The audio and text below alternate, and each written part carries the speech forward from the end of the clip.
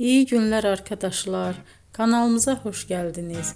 Yepyeni bir video ile karşınızdayım. Elçin Sangu ve Barış Ardus'tan yepyeni karelerini sizler için düzenleyip video haline getirdim ve sizlere sunuyorum. Umarım beğenirsiniz. Elçin Sangu ve Barış Ardus Kiralık Aşk dizisinde birlikte rol almış ve herkes tarafından çok beğenilmiştiler. Biz de onların en güzel ve en özel karelerini sizler için hazırladık. Videoların devamını istiyorsanız kanalımıza abone olup sona kadar izlemeyi unutmayın. Hoşça kalın. Bizden bu kadar.